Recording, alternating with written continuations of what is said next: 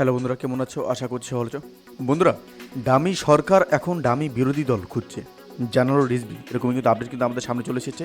অবশ্যই আপনাদের সাথে বিস্তারিত আলোচনা করবো। তার আগে আপনি যদি এই চ্যানেল নতুন হয়ে থাকেন তাহলে চ্যানেলটি সাবস্ক্রাইব করে আমাদের পাশে থাকুন এবং আমাদের এই নিউজগুলি সম্পর্কে আপনাদের কি মতামত সেগুলি আমাদের কমেন্ট বক্সে পরবর্তীতে জানাতে পারেন। তাহলে চল বন্ধুরা, শুরু করা যাক। দামি নির্বাচনের মাধ্যমে গঠিত দামি সরকার এখন দামি সংসদের জন্য দামি বিরোধী দল খুঁজছে বলে মন্তব্য করেছেন বিএনপির সিনিয়র যুগ্ম মহাসচিব রুহুল কবির রিজভী। মঙ্গলবার নয়াপল্টন বিএনপির কেন্দ্রীয় কার্যালয়ে এক সংবাদ সম্মেলনে এসব কথা বলেন তিনি। এ সময় তিনি বলেন, দেশের অভ্যন্তরে মানুষের নিরাপত্তা নেই, সীমান্তে কি বাংলাদেশিদের নিরাপত্তা রয়েছে? এতদিন দেখেছি ভারতীয় বিএসএফের হাতে সাধারণ বাংলাদেশি নিহত হয়েছে, এখন দেখছি সীমান্তে বিজিবিরও নিরাপত্তা নেই। গতকাল যশোর সীমান্তের খন্নাখোলা বিউপি জেলেপুরা পোস্ট সংলগ্ন এলাকায় ভারতীয় বিএসএফের গুলিতে মোহাম্মদ রইসুদ্দিন নামে একজন বিজেপি সদস্য নিহত হয়েছে।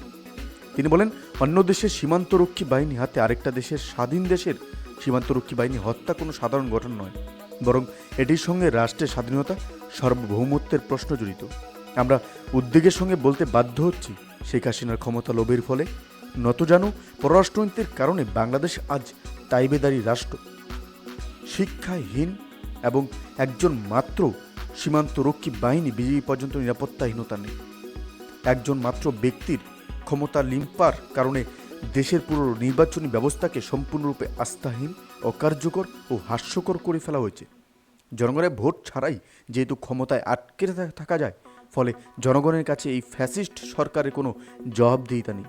দামি সরকার অবৈধ উষ্ণতার এবং ক্ষমতার অনুভব করলেও দেশের অধিকাংশ মানুষ এখন অসহায়।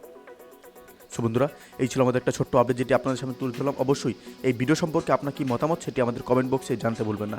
ভালো থাকবেন, সুস্থ থাকবেন, ধন্যবাদ। দেখা হচ্ছে পরবর্তী নতুন একটি কোনো ভিডিওতে।